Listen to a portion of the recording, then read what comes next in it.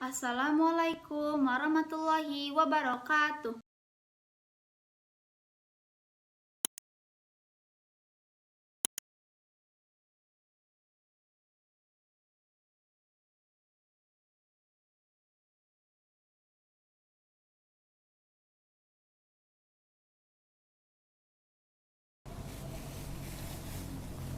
Bismillahirrahmanirrahim.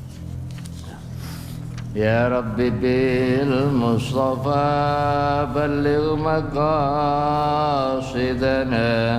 waghfir lana ma madha ya wasi'al karami. Ya Rabbi bil Mustafa balligh maqasidana واغفر لنا ما مضى يا واسع الكرم يا رب بالمصطفى بلغ مقاصدنا واغفر لنا ما مضى يا واسع الكرم. بسم الله الرحمن الرحيم. Assalamualaikum warahmatullahi wabarakatuh. Bismillahirrahmanirrahim. Alhamdulillahirabbil alamin wassalatu wassalamu ala asyrafil anbiya'i wal mursalin wa ala alihi wa sahbihi ajma'in. Rabbi shrah li sadri wa yassir li amri wa hlul 'uqdatam min lisani yafqahu qawli wa ba'du. Hadratul mukarramin jamaah Masjid Al-Barakah rahimakumullah. Alhamdulillah hingga hari ini kita masih diberikan kesehatan, berkahan, umur panjang. Mudah-mudahan kita senantiasa diberikan dawamus shihah wal afiyah, diberikan rezeki yang halal barokah, diberikan keluarga yang sakinah. Kita buka dengan bacaan umul kitab seraya kita berdoa juga kepada Allah Subhanahu wa taala. Mudah-mudahan kita senantiasa diberikan ilmu yang bermanfaat, maslahah, badan yang afiah, dan untuk kita doakan pada keluarga kita, berikan kesehatan juga pada anak-anak istri kita, berikan kemudahan segala urusannya, orang tua kita, berikan kesehatan paripurna, yang sudah tiada diampuni dosanya oleh Allah Subhanahu wa taala. Ala diniyah wa ala kulli niyatin shalihah ila hadratin Nabil Mustafa syaulillahi Fatihah. A'udzubillahi minasyaitonirrajim. Bismillahirrahmanirrahim. Alhamdulillahirabbil alamin arrahmanir rahim maliki yaumiddin. Iyyaka na'budu wa iyyaka nasta'in ihdinas siratal mustaqim siratal ladzina an'amta 'alaihim ghairil maghdubi 'alaihim waladdallin. Amin. Masih bab seputar yang terkait dengan pernikahan. Jadi kemarin soal walimah, kemudian soal kewajiban memberi nafkah. Sekarang khulu ya. Faslun fil khulu'i, pasal tentang khulu. Apa itu khulu? Wal khulu'u jaizun ala iwadin ma'lumin. Khulu itu boleh didasarkan pada ganti yang diketahui. Jadi ada pemberian yang diketahui. Al khulu'u, apa itu khulu'? Mushtaqun minal khal'i, diambil dari kata al khal'u. Apa artinya? Wa huwa an-naza'u, mencabut. Wa minhu khala'a thawb fa idza faraqaha. Secara bahasa, kalau khala'tu ats-thawba, saya melepas pakaian. Fa idza faraqaha, apabila melepas. Faqad khala'aha minhu. Wa huwa fi syar'i, di dalam istilah syariat, nama khulu itu adalah ibarat atau istilah yang merujuk kepada perpisahan hubungan suami istri ala iwadin, atas dasar ganti atau bayaran, yakhudhuhu az-zawju, yang diambil oleh suami. Jadi khulu itu adalah permintaan talak dari istri kepada suaminya dan suami setuju. Nah, itu khulu. Jadi pintu perpisahan hubungan suami istri itu bisa pintu suami, bisa pintu istri, bisa pintu suami kehendak suami, bisa pintu suami kehendak istri, bisa kehendak istri pintunya nanti peradilan. Nah, pintunya peradilan. Kalau yang pintu suami kehendak suami itu tolak, pintu suami kehendaknya istri itu lewat khulu, meminta kepada suami. Kemudian ada pintu peradilan atas permintaan istri, itu nanti namanya fasakh. Wa huwa fi syar'i ibaratun wa fihi nadharun min jihatin annahu law khala'aha ala ma thabata lahu alaihi minal qisas awid duyun. Jadi kalau khulu mengajukan kepada suami dengan ganti rugi. Jadi saya ceraiin aja, nanti saya kasih uang 2 miliar misalnya, atau dikasih rumah yang dihuni ini udah saya yang beli kan dulu, ya udah ini saya kasih ke kamu gitu. Wa nahwi dzalika fa innahu yasihhu wala akhadha.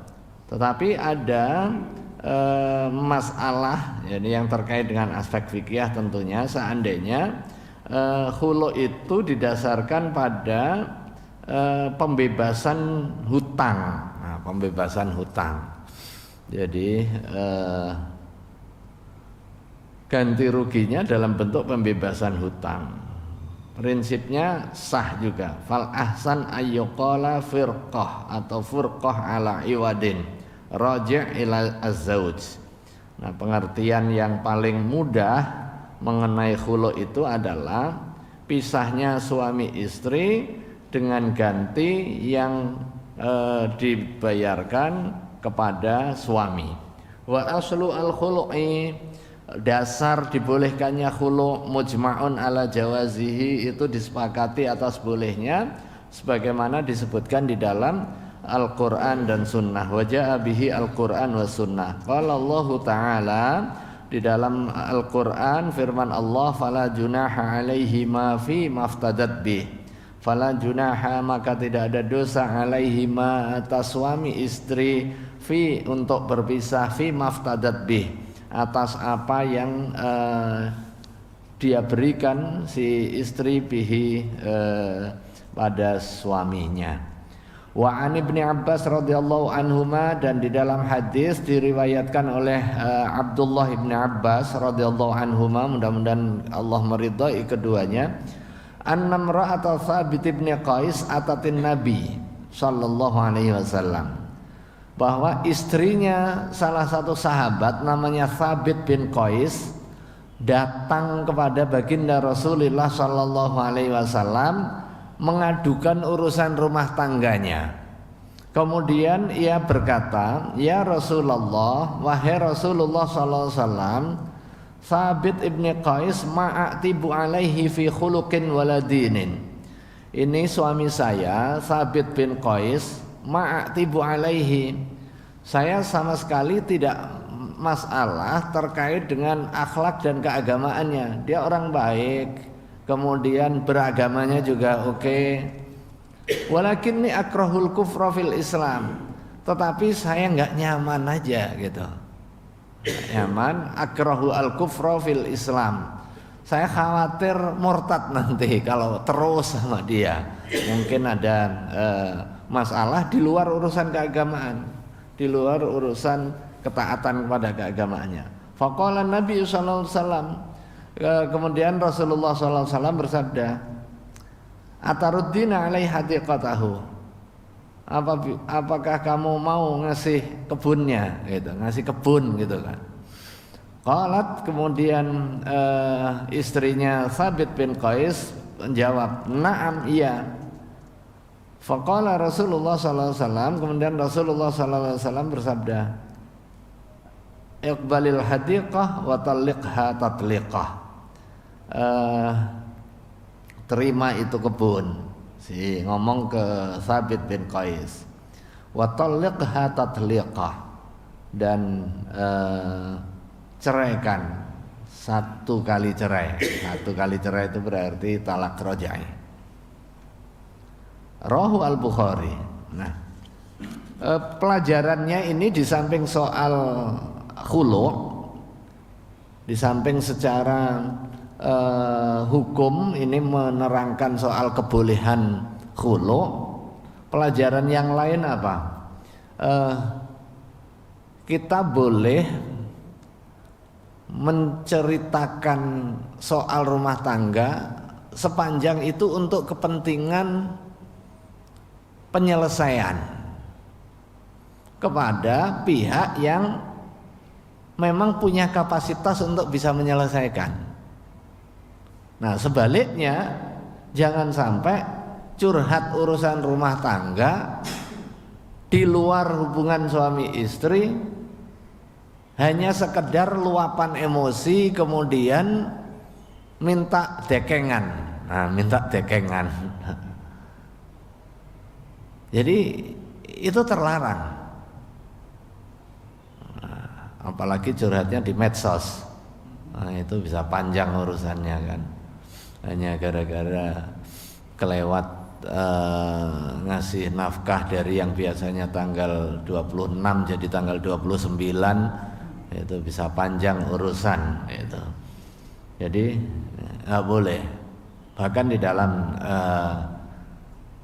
kitab Nasaihul Ibad itu dijelaskan, man asbaha wa huwa yashku dhiqal ma'ashi faka'annama yashku rabbahu. Barang siapa di pagi hari kemudian dia ngeluh urusan kesulitan hidupnya, ngeluh urusan kesulitan hidup, bukan hanya urusan suami istri, urusan kesulitan hidup. Aduh, ini kok rezeki susah atau apa susah itu ngeluh. Faka'annama yashku rabbahu, maka itu pada hakikatnya dia ngadukan Allah Subhanahu wa taala. Ya kan? Karena seluruh peri kehidupan kita ini kan enggak lepas dari qada qadarnya Allah. Ya kan? Kita usaha kemudian hasil akhirnya itu kan ditetapkan oleh Allah Subhanahu wa taala. Tapi kok ngeluh, ngadu atas ketetapan itu diadukan kepada sesama, padahal itu adalah keputusan Allah. Berarti dia ngadukan keputusan Allah kepada sesama gitu, kepada makhluk, padahal itu adalah keputusan Allah gitu, kekuasaan Allah. Kita bisa bayangkan kalau kita sudah dapat SK, misalnya SK pimpinan gitu, kita ngadu ke sini gitu. Kita ngadu. Kalau ngadunya ke yang lebih tinggi mungkin gitu kan, ngadunya ke apa namanya satpam gitu kan, yang ada nanti satpamnya geruduk direktur kayak di Grand Kemang kemarin. Ya. Saya pas ada di situ kebetulan, nginep di situ kebetulan pas bareng ada acara, cuma saya keluar duluan pas subuh, ada kejadian. Jadi pelajaran dari hadis ini ya, jadi kalau nggak ada yang dituju itu ya nggak boleh. Penyelesaiannya harus dari dalam. Penyelesaiannya kalau masalahnya suami istri ya sedapat mungkin dibincangkannya dengan suami istri. Nggak boleh melebar kecuali ada tujuan yang dibenarkan secara syar'i. Tujuannya misalnya kalau ada konflik nggak bisa terselesaikan, ngutus fab'atsu hakaman min ahlihi wa hakaman min ahliha. Nah itu di dalam Islam resolusi konfliknya diberikan alternatif melalui al-hakam, juru runding yang punya kepentingan untuk mendamaikan. Jangan punya kepentingan untuk justru memisah. Punya kepentingan untuk memisah, ini biar cerai aja lah, nanti dinikahin. Nah, ini berarti punya kepentingan gitu. Nah, demikian juga ngomongin aib orang itu kan nggak boleh juga, kecuali salah satunya adalah islahu dzatil bain, komitmen untuk mendamaikan, mencari jalan keluar atas masalah, atau kepentingan menegakkan hukum. Ini di rumah ini apa namanya KDRT, kemudian menganiaya, menyekap. Nah, terus datang cerita. Nah, ceritanya itu untuk menyelesaikan, bukan untuk ngadu-ngadu gitu, kira-kira begitu, bukan untuk adu-adu. Hatta kepada kedua orang tua sekalipun. Karena itu kan potensial nanti masalahnya menjadi ribut. Kecuali begitu diomongkan itu membantu menyelesaikan. Cuma biasanya kalau ceritanya salah satu pihak itu akan bias dan cenderung, kalau orang tua kan pasti sayang anaknya. Kalau ceritanya dramatik, heroik itu dari satu pihak kan pasti kemudian melahirkan persepsi terkait dengan mantunya atau apa dan sejenisnya. Nah, itu pun juga nggak diperkenankan. Nah, pelajaran yang kedua, kalau ada masalah hubungan keluarga, kemudian dia konsultasi terkait dengan masalahnya untuk memperoleh penyelesaian, datangnya berdua. Sehingga ada keseimbangan perspektifnya. Nah, ini upaya tau'iyah itu juga dilakukan di Al-Azhar di Mesir. Kalau ada masalah-masalah rumah tangga itu ada namanya lembaga tau'iyah untuk kepentingan konsultasi, lembaga untuk kepentingan mediasi, untuk kepentingan menyelesaikan masalahnya. Tetapi ya datangnya berdua. Kalau datang satu, misalnya urusan ini nggak dikasih nafkah, ini urusan rebutan anak dan lain sebagainya, kalau memang ada konflik ya harus didengar dua-duanya. Kemudian setelah itu diikhtiarkan untuk islah, dicari jalan keluar sesuai dengan ketentuan keagamaannya. Jadi nah, kalau yang memiliki kedalaman agama atau setidaknya punya kesadaran keagamaan relatif lebih mudah menyelesaikan.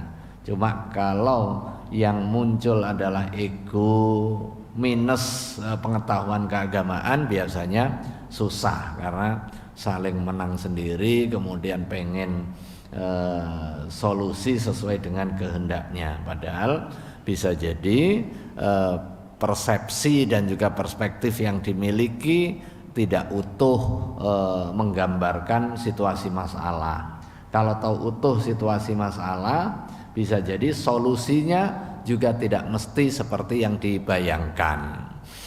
Nah, ini Rasulullah SAW pada saat menerima Imra'atu Thabit bin Qais ini, setelah ngomong kepada istrinya Thabit dan menawarkan jalan keluar, jalan keluarnya diterima oleh istri, langsung dibilangin ke suaminya, kamu mau enggak ini terima kebunnya, kemudian kamu talak.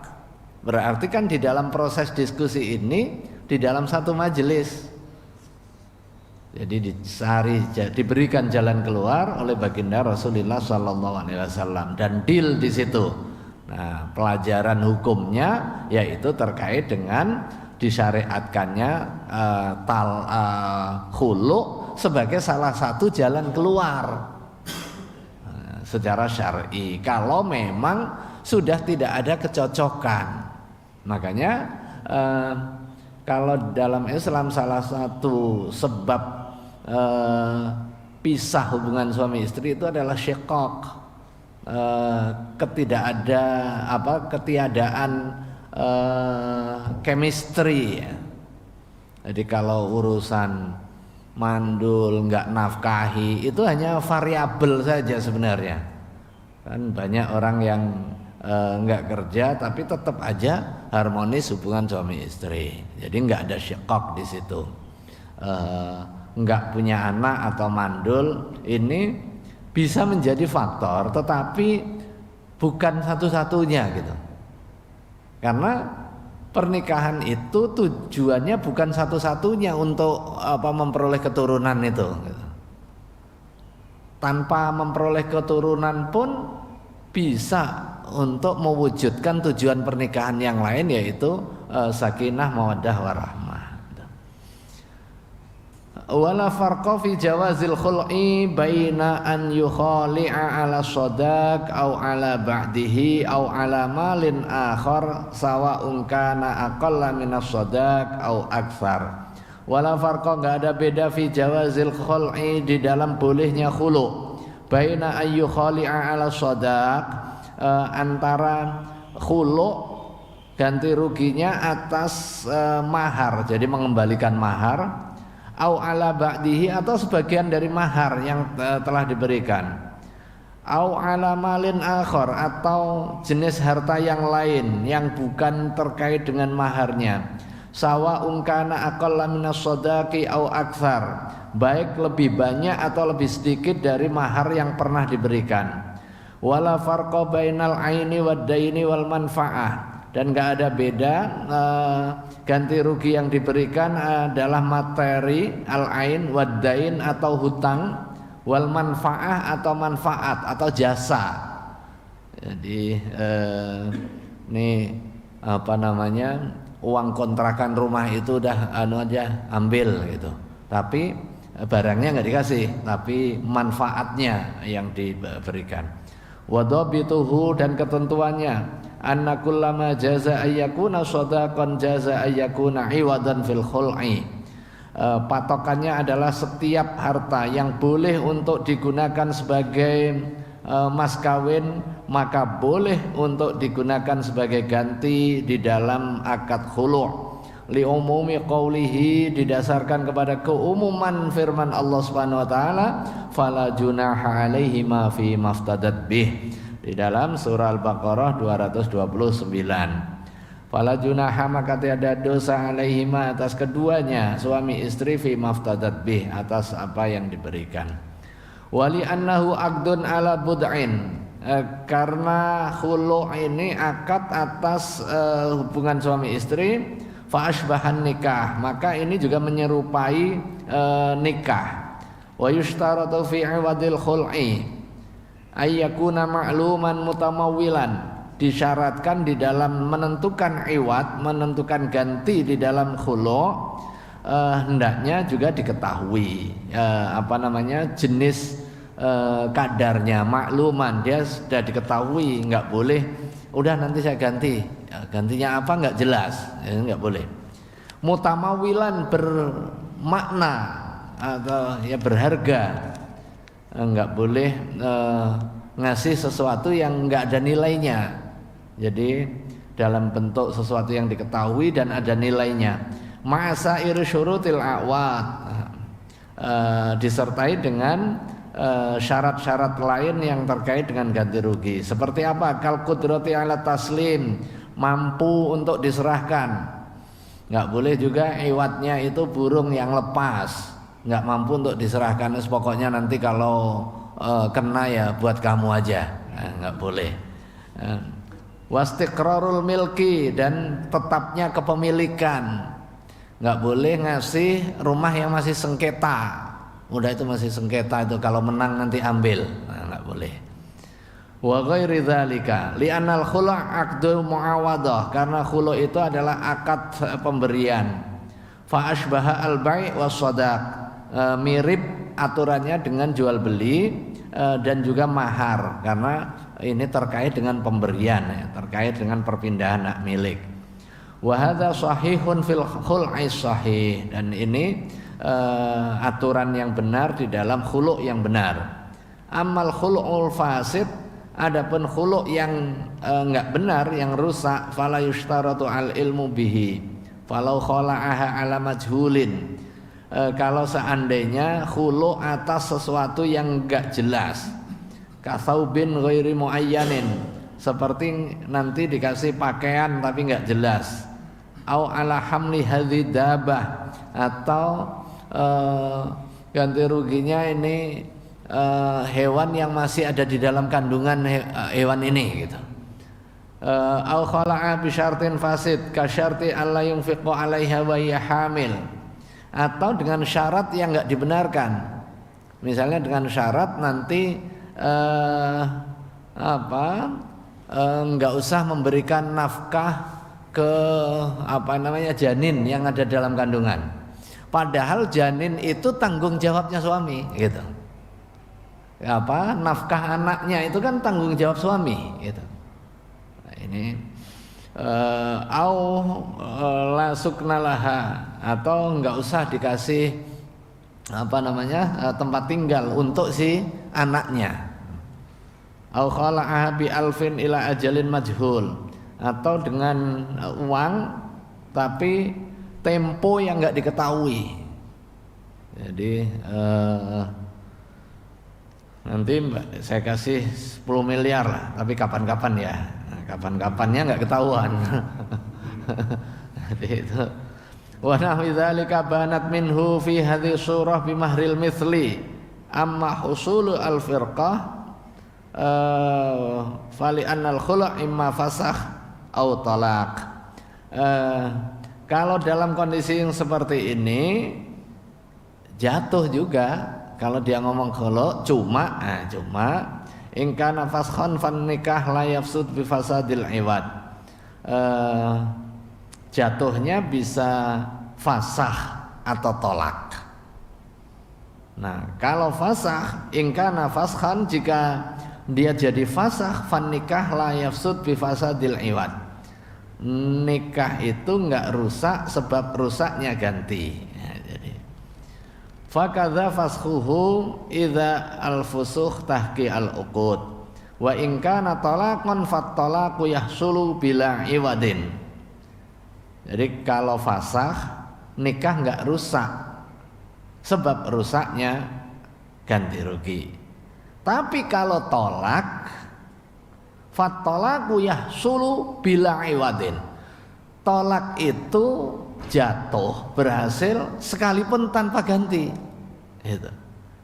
Kalau khulu' tadi kan modelnya dia minta pisah dengan ganti. Tapi kalau suami ngomong oke, kamu saya talak, ternyata ganti ruginya fasad. Ganti ruginya enggak memenuhi syarat. Nah, ini bisa tetap jatuh melalui pintu tolak. Pintunya pintu tolak, karena tolak itu akan tetap jatuh sekalipun enggak ada gantinya. Karena hukum talak itu ya keluar dari suami, dan bercandanya saja itu jadi serius gitu. Makanya pintu tolak itu adalah pintu kecil yang sebenarnya susah untuk dilewati. Biar orang nggak gampang-gampang melewati pintu itu, maka guyonannya saja itu jadi serius gitu. Itu sama dengan pintu darurat di pesawat.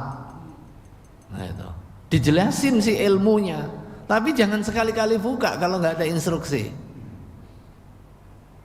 Dan itu pernah terjadi, belum lama itu pesawat tuh udah dijelasin. Ini kebetulan Madura juga kejadiannya. Jadi akhirnya gagal terbang. Ya, yang ada pertemuan di Jakarta, pesawat kecil. Jadi dijelasin ini pas ada di pintu daruratnya jelasin, ya biasalah standar itu kan, dijelasin gimana keharusan untuk hati-hati memberi jalan. Terus nanti kalau ada informasi untuk dibuka, ini handle-nya, iseng dia buka. Karena pesawatnya mungkin lama jarang dibuka itu, begitu buka nggak bisa ditutup lagi, nggak jadi terbang itu pesawat. Jadi terbang pesawat. Itu pintu darurat yang dibuka karena kalau darurat saja, yang dibuka itu kalau darurat saja. Kalau kondisi normal ya jangan lewat di situ. Ini abghadul halal, perbuatan halal tapi yang paling dibenci. Indallahi at-talaq. Nah, kalau dibenci masa gampang-gampang tolak, makanya dipersulit memang. Dipersulit itu secara internal biar mencari jalan keluar yang lain kecuali jalan darurat ini. Jalan darurat itu ya udah jalan terakhir. Ini ada jalan enak mulus lewat jalan darurat itu kan. Ada jalan besar, jalan lancar, tol gratis lagi. Ya, tolnya gratis. Sekarang mahal ya tolnya. Jalan bagus. Kok masih lewat jalan darurat, jalan bagus. Maka itu diberikan banyak syarat di dalam konteks tolak, dan orang juga jangan gampang-gampang menyatakan tolak terhadap hubungan suami istri. Nah, dalam konteks keseharian itu sama dengan istilah guyonan bom, ya kan?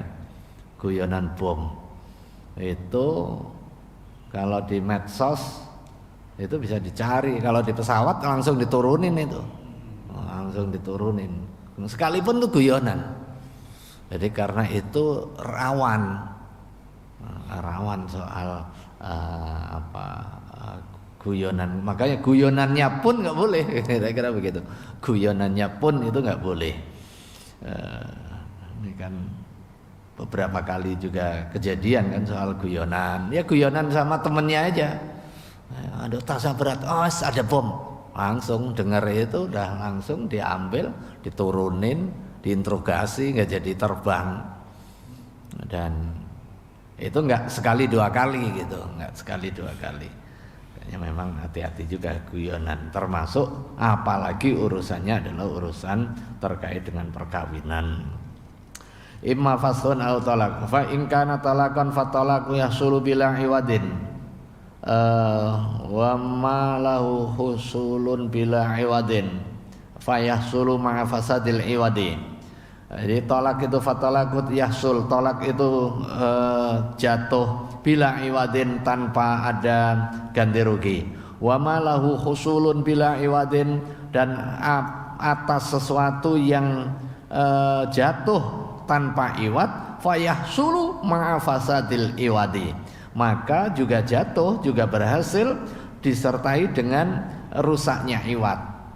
Wong normalnya nggak perlu iwad saja itu sudah jatuh, apalagi di sini ada iwad sekalipun iwadnya fasid.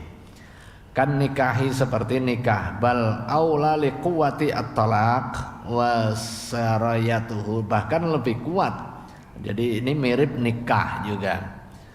Nikah misalnya maharnya nggak disebutkan, nikahnya sah, tetapi maharnya tetap jadi kewajiban dengan mahar misli, mahar yang dibebankan dengan melihat grade-nya perempuan ini berapa gitu. Jadi nikah saja itu sah, apalagi ini tolak gitu kan. Bal aula bisa lebih kuat, li quwati at-talaq wa sirayatuhu. Wa amar ruju' ila mahril mithli fali anna qadiyata fasadil iwadi irtidadul iwadi al-akhar wal bud'u la yartaddu ba'da husulil furqah fawajaba raddu badalihi. Yang berikutnya far'un katsirul wuqu', qalati zaujah in talaqtani fa anta bari'un min sadaqi au faqad abra'tuka fa talaqa waqa'a talaq raj'iyan wa lam yabra' min as-sadaq. Nah, ini sering kali terjadi, ini di Arab mungkin ya. istri ngomong, in talaqtani, jika kamu mentolakku, fa anta bari'un min sodaki, maka kamu bebas mahar. Kamu nggak perlu bayar mahar saya. Mungkin ini maharnya mahar terutang berarti kan. Jadi kalau kamu ceraikan aku, saya bebaskan dari kewajiban bayar mahar. Au faqad abra'tuka, saya telah membebaskanmu. Fatallaqo, kemudian suaminya mentolak. Oh iya, waqa'a talak rojaian, jatuh itu talaknya, talak rojai. Walam yabra' minas shadaq, tapi maharnya nggak bebas. Karena apa? Mahar itu kewajiban terkait dengan pernikahan. Wong pernikahannya jadi, pernikahannya ini kan jadi, maka maharnya ya nggak bisa gitu dibebaskan. Jadi begitu diterima, misalnya diterima baru dikasih, nggak apa-apa. Begitu diterima kan sudah jadi haknya istri. Terus mau dikasihkan orang lain, mau dikasihkan suami sebagai ganti dari permintaan talak boleh. Walam yabra' minas shadaq li'anna ta'liqal ibra' la yasih, karena mengkaitkan pembebasan di sini nggak sah. Wa talaqu zauji tam'an fil bara'ah min ghairi lafdhin sahih fil iltizam la yujibu iwadon. Tolaknya suami tam'an fil bara'ah, berharap dibebaskan dari mahar min ghairi lafdhin sahih, dari selain lafadz yang benar, fil iltizam la yujibu iwadon. Qala ar-Rafi'i wa kana la yab'ud ayyuqala talaq tam'an fi husulil bara'ah wa hiya raghibat fit talaq bil bara'ah fayakunu dzalika iwadan fasidan. Maka itu jadi iwad yang fasid. Jadi iwad fasid, jatuh talak tapi iwadnya fasid gitu. Wa asbaha ma idza dzakara khamran wa nahwuhu wallahu a'lam. Sama misalnya memberi iwadnya dikasih khamr, dikasih minuman keras. Udah nanti kalau saya dicerai saya kasih 1 sloki gitu, atau satu botol whisky. Nah, itu iwadnya fasid. Tapi bisa jadi talaknya sah. Bisa jadi talaknya sah, tapi iwadnya fasid. Karena apa? Karena itu enggak kategori mutamawil, enggak kategori barang yang bernilai secara syar'i. Sekalipun harganya tinggi, tetapi karena barangnya enggak boleh dikonsumsi, dia tidak dianggap sebagai mutamawil, tidak dianggap sebagai barang yang bernilai. Jadi enggak bisa diberikan, enggak boleh juga ditransaksikan secara syar'i. Barang itu nggak bisa ditransaksikan secara syar'i. Konsekuensinya kalau ada keuntungan, keuntungannya juga nggak sah. Itu konsekuensinya. Karena objek yang ditransaksikan ini nggak sah. Maka hasil dari transaksi atas objek yang nggak sah menjadi nggak sah. Misalnya jual barang curian, barangnya bisa punya nilai pada saat dibeli. Tetapi karena barangnya tidak sah, maka hasil transaksinya nggak sah, gitu. Masa hasil transaksinya nggak sah. Nah ini mirip dengan hubungan perkawinan. Kalau terjadi hubungan suami istri di luar akad yang sah, berarti hubungannya tidak sah. Karena hubungannya tidak sah, hasilnya juga nggak sah. Kalau ada punya anak, anaknya nggak sah. Nah kalau terjadi anaknya siapa? Anaknya ibunya jadinya. Jadi tetap ada jalan keluar di dalam Islam. Ini bukan anak bapak yang menghamili, tetapi anak ibunya. Konsekuensi berikutnya adalah soal nafkahnya, soal nasabnya, soal wali nikahnya, dan juga soal warisnya. Jadi nggak boleh bapak ini mengambil waris dari anaknya, nggak boleh. Nah, itu alur berpikir yang utuh, holistik ya. Far'un, kemudian wa tamliku bihi almar'atu nafsaha wala raj'ata lahu 'alaiha. Wa tamliku dan memiliki bihi sebab khulu' tadi almar'atu perempuan nafsaha dirinya wala raj'ata lahu 'alaiha dan enggak ada hak rujuk lahu bagi suami 'alaiha atas istrinya. Idza talaqa ar-rajulu zaujatahu 'ala iwadin aw khala'aha fala raj'ata lahu. Apabila si suami mentalak dengan iwad atau khulu' tadi, fala raj'ata lahu, maka enggak ada kesempatan rujuk. Jadi talaknya ini langsung bain, enggak talak raj'i lagi. Talak raj'i, jadi kalau talak secara umum dari suami ke istrinya itu begitu ngomong talak jatuh dia talak, tapi namanya talak raj'i. Talak yang ada kesempatan untuk rujuk tanpa akad sepanjang dalam masa iddahnya, masa tunggu. Itu namanya talak raj'i. Masa tunggunya berapa lama? Kalau dia masih subur itu 3 kali suci. Nah, setelah jatuhkan lama-lama kontemplasi mikir terus akur tanpa akad boleh nyambung rujuk. Tapi kalau sudah keluar waktu iddahnya, misalnya udah 3 bulan lewat atau masuk 4 bulan gitu, tapi masih serumah biar nggak ketahuan orang gitu, mau balik, hubungan suami istri haram kecuali akad baru lagi. Jadi begitu kelewat masa iddahnya, dia sudah keluar masa iddah, pengen nikah lagi, itu ya seperti nikah baru. Dan istri sudah boleh juga nikah dengan yang lain gitu. Itu bukan otoritas mutlaknya suami yang mentalak. Tapi kalau itu berulang 3 kali, maka itu sudah namanya talak bain. Jadi yang pertama tadi kalau udah kelewat, itu namanya talak bain.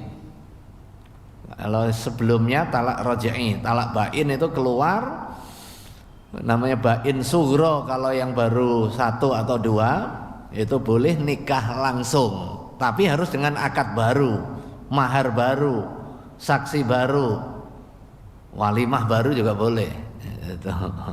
Itu juga disunahkan tetap walimah gitu.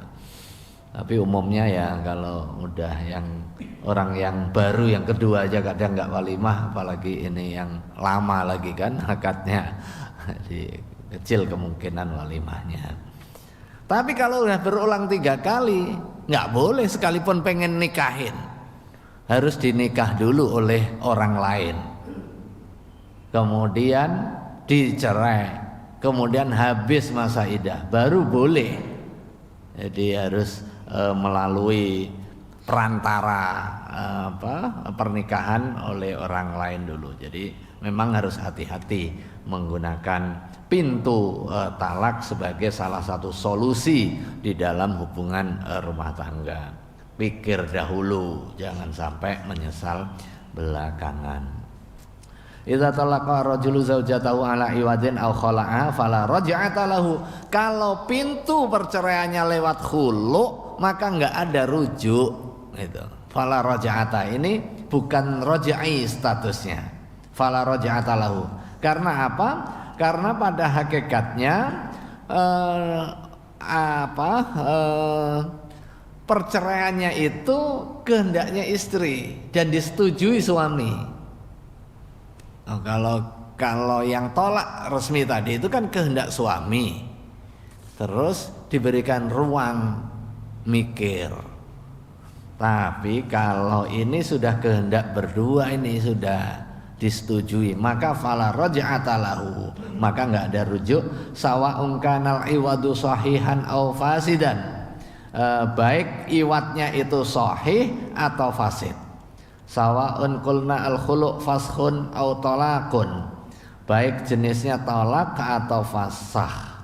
Li'annaha badalat al-mal litamlika al-bud' fala yamliku az-zawj wilayatar ruju' ilaihi kama anna az-zawj idza badalal mal sadaqan liyatamallaka al-bud' fala yakunu lil mar'ah walayatur ruju' ilal bud'i. Wallahu a'lam. Nah, ini kenapa enggak ada kesempatan rujuk, bukan rojai? Li'annaha, karena sesungguhnya si istri badzatil mal, udah menyerahkan harta sebagai simbol untuk keridhaan melepas, litamlika albud, untuk narik kembali otoritas dia. Fala yamliku az-zauj, maka suami sudah tidak lagi punya kemenangan, walayatur rujuk, kekuasaan untuk rujuk. Kama an-nazauj, sebagaimana sebaliknya di dalam perkawinan, lelaki idza badzalal mal shadaqan, menyerahkan mahar pada saat akad nikah, liyatamallaka al-bud'u, untuk bisa melaksanakan hubungan suami istri. La yakunu lil mar'ah walayatur ruju', tidak ada kekuasaan istri untuk nolak kalau hubungan suami istri di dalam hubungan perkawinan. Nah, sebaliknya, karena istri sudah ngasih, maka istri sudah nggak ada, suami sudah nggak ada kekuasaan untuk rujuk gitu. Wa yajuzul khulu'u fit tuhri wal haidi wa la yalhaqu al mukhtali'ata talaqun. Wa yajuzu, dan boleh timingnya ini khulu' fit tuhri wal haidi, dalam situasi istri haid atau istri suci, wala yalhaqu al mukhtali'ata talaqun, dan talak tidak mengikuti orang yang khulu', ya, orang yang minta khulu'. At-talaqu fi zamanil haidi haramun ala ma sayati. Beda halnya dengan tolak. Jadi tolak itu terkait dengan waktunya, ada tolak sunni, ada tolak bid'i. Kalau tolak pada saat haid itu haram hukumnya. Haram, tapi bisa aja jatuh, tapi haram. Wa yustatsna min dzalika ma idza talaqaha ala iwadin, tapi dikecualikan dari keharaman talak dalam situasi haid itu jika dengan iwad, yaitu model khulu' ini. Wahtajja lidzalika bi itlaqi qawlihi fala junaha alaihi ma fi maftadat bih. Wa bi anna nabiyya sallallahu alaihi wasallam atlaqa al-idzn. Kebolehan itu didasarkan kepada keumuman, kemutlakan firman Allah Subhanahu wa taala, dan juga kemutlakan izin yang diberikan oleh Rasulullah sallallahu alaihi wasallam kepada sahabatnya, yaitu Thabit bin Qais fil khul'i, di dalam khulu' min ghairi bahtsin, tanpa ada upaya pertanyaan lebih lanjut, wastifsalin, dan rincian an hali zaujah, dari kondisi istrinya, walaisal haidu bi amrin nadiril wujud fi haqqin nisa. Sementara kalau perempuan itu urusan haid itu kan bukan sesuatu yang jarang, itu kan sering. Setiap perempuan normal selalu ada siklus haidnya, tapi Rasulullah tidak nanya kamu sedang haid apa enggak. Beda halnya kalau memang situasinya nadir atau jarang, pertanyaan itu enggak menunjukkan, atau enggak ada pertanyaan itu enggak menunjukkan enggak boleh. Tapi kalau ini umum, sementara Rasulullah enggak nanya, berarti itu tidak menjadi masalah dalam situasi kondisi apapun. Qala Asy-Syafi'i, Imam Syafi'i berkata, tarkul istifsal fi qadayal ahwal ma'a qiyamil ihtimal yang zilu manzilatal umumi fil maqal. Nah, ini ada kaidah di dalam pengambilan hukum Islam. Tarkul istifsal, meninggalkan meminta penjelasan rinci, fi qadayal ahwal, dalam urusan-urusan yang kemungkinannya yang probabilitasnya ada haid ada enggak, tapi nggak diminta penjelasan, ini yang zilu mangzilatal umum fil maqal. Ini berarti dipahami ya keumuman statement itu. Kayak kita sholat sholat misalnya Idul Fitri, nggak dijelaskan harus bawa sajadah. Umumnya orang ya sholat sudah lengkap pakai menutup aurat gitu. Jadi nggak perlu lagi dirinci. Ternyata syaratnya baru boleh masuk kalau bawa sajadah misalnya. Jadi nggak perlu ada syarat. Jadi keumuman. Faslun wa talaqud darban, wallahu a'lam. Ada pertanyaan? Ya, silakan.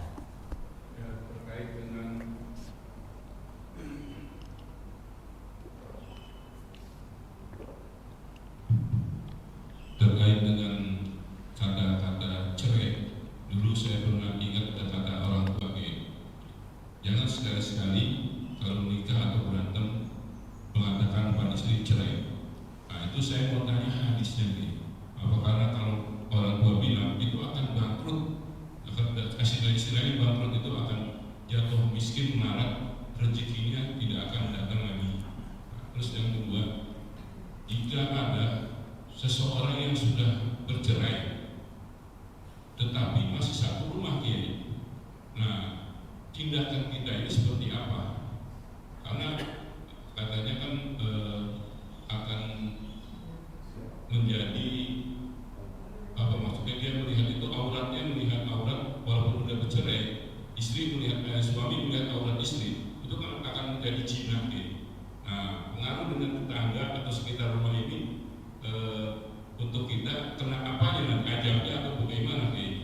Nah, dan orang ini harus seperti apa tindakan ke depannya? Terima kasih. Yang pertama ya sama himbauan Rasulullah SAW dan ketentuan hukum syar'inya. Talak itu di-create sebagai salah satu pintu darurat untuk menyelesaikan masalah rumah tangga yang nggak mungkin selesai kecuali lewat pintu perpisahan. Itu pintu terakhirnya, karena tujuan utama pernikahan itu adalah membangun keluarga yang sakinah, mawaddah, warahmah di tengah perbedaan yang ada. Kemampuan kita untuk saling mengisi, saling menerima, saling memahami itu menjadi salah satu kunci di dalam mewujudkan kehidupan rumah tangga. Bukan berarti begitu berbeda kemudian kita berkesimpulan nggak cocok kemudian minta pisah. Kenapa pintu itu tetap dibikin? Karena kondisi faktualnya nggak mungkin semua orang ini akan memenuhi kondisi idealnya perkawinan. Sama dengan penentuan syarat sholat ini kan, sholat itu normalnya harus berdiri, tetapi selalu ada jalan keluar bagi kondisi-kondisi tertentu. Disiapkan peranatanya itu untuk kepentingan apa? Kepentingan mengantisipasi kondisi-kondisi khusus. Tetapi orang yang berada di dalam situasi umum kok menggunakan kondisi khusus, jadinya nggak sah. Seperti apa? Sholat harus berdiri, sementara orang nggak semuanya diberikan kemampuan untuk berdiri terus. Maka bolehlah sholat sambil duduk. Tetapi kalau masih bisa dia berdiri kok duduk, nggak sah Masih bisa berdiri kok duduk ya, nggak sah sholatnya. Nah, demikian juga pintu tolak ini dibikin sebagai jalan akhir. Nah, ada kan agama yang nggak mengakui perceraian, nggak boleh secara keagamaannya. Akhirnya apa? Ya udah, begitu nggak cocok ya ya melanggar ketentuan agama gitu. Tapi kalau ini nggak cocoknya bisa beragam kan. Misalnya kondisi murtad, mau nggak mau ya harus cerai gitu. Karena udah beda agama, syaratnya gugur. Kalau syaratnya gugur, maka masyrutnya otomatis gugur gitu. Jadi kayak sholat, salah satu syarat sahnya adalah suci dari hadas dan najis. Pas tengah sholat kentut, ya nggak boleh diterusin gitu. Mau diterusin kayak apapun ya tetap nggak sah gitu. Sama dengan perkawinan, ada kondisi-kondisi tertentu. Nah, kondisi yang lain tadi ada syiqaq. Ini udah nggak mungkin ini konflik terus. Yang satu misalnya ditugaskan di sana dan ngotot dan nggak mau pindah. Yang satu juga nggak mau pindah, ngotot terus sampai pada satu titik nggak mungkin nih bisa lanjut.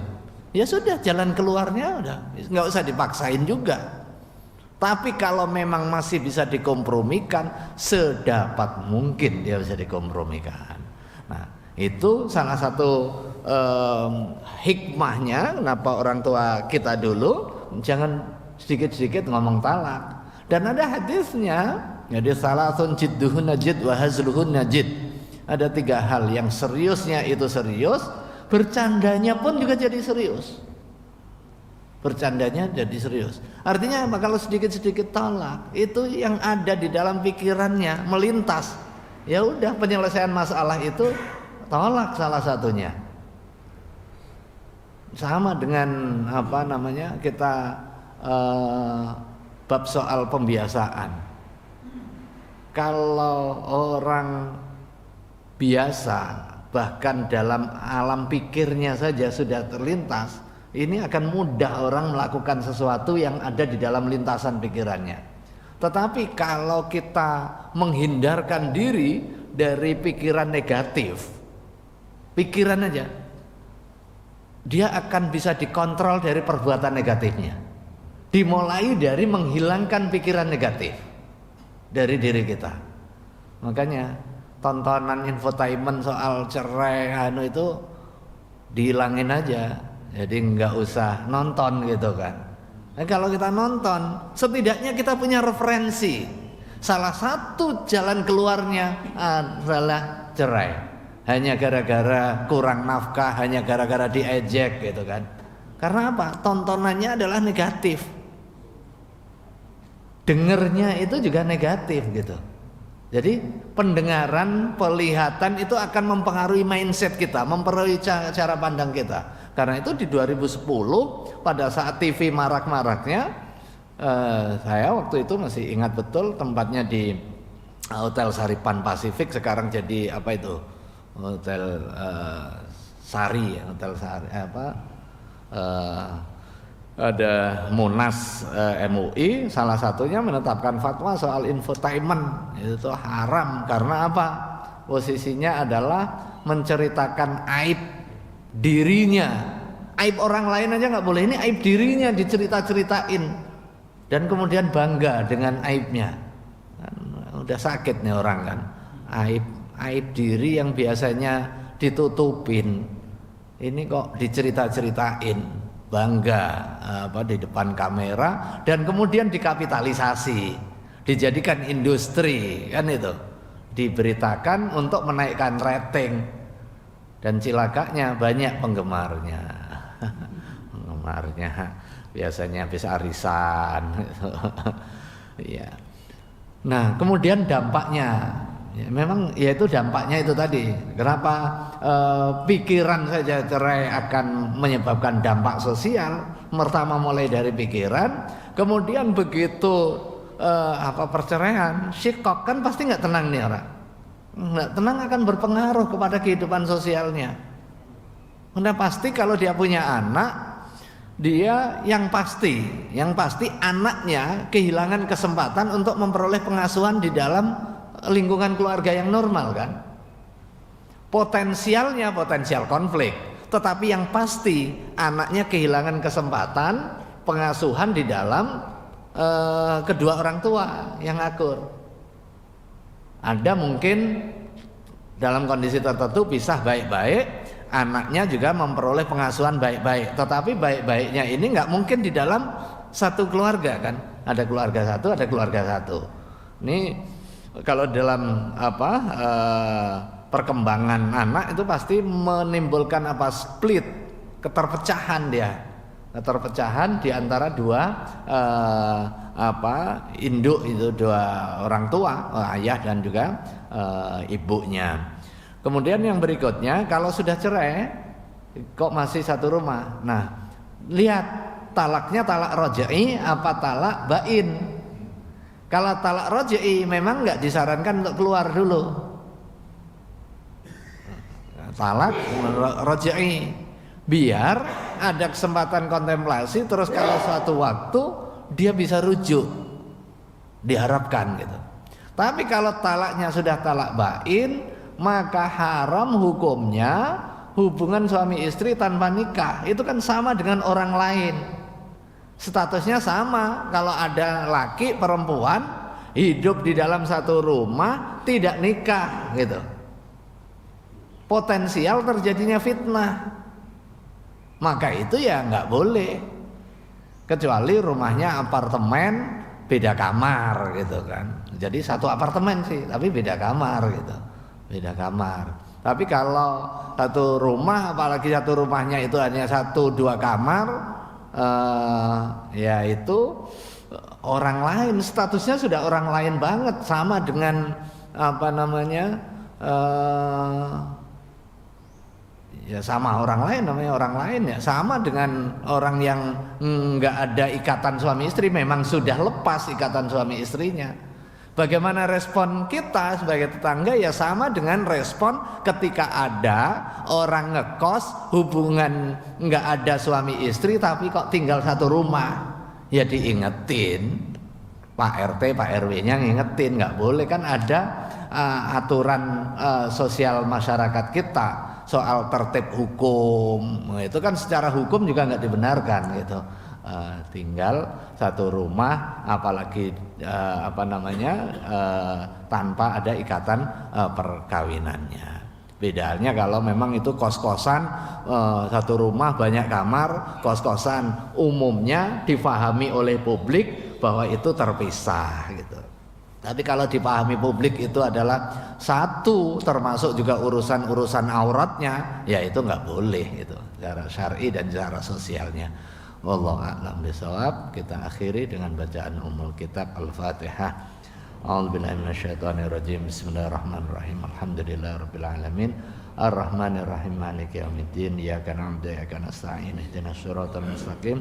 Suratul ladzina an'amta 'alaihim ghairil maghdubi 'alaihim waladdallin. Amin. Astaghfirullahaladzim. Allahumma shalli ala sayyidina Muhammadin hamdan yafi ni'amahu kafi mazidah. Ya Rabbana lakal hamdu kama yanbaghi li jalali wajhikal karim wa 'azimi sultanik. Allahumma ighfir lana wa liwalidayna warhamhuma kama rabbayana shighara. Allahumma anfa'na bima 'allamtana wa 'allimna ma yanfa'una. Allahumma sahhil lana umurana fi dinina wa dunyana. Allahumma alhimna rusyda. Allahumma alhimna rusyda. Allahumma alhimna rusyda. Allahumma inna nas'aluka khaira hadzal yawm wa khaira ma fihi wa khaira ahliya, wa inna na'udzubika min syarri hadzal yawm wa syarri ma fihi wa syarri ahliya. Rabbana atina fid dunya hasanah wa fil akhirati hasanah wa qina adzabannar. Subhana rabbika rabbil izzati amma yasifun wa salamun alal mursalin walhamdulillahi rabbil alamin. Wal afu minkum. Wassalamualaikum warahmatullahi wabarakatuh. Sallallahu ala Muhammad.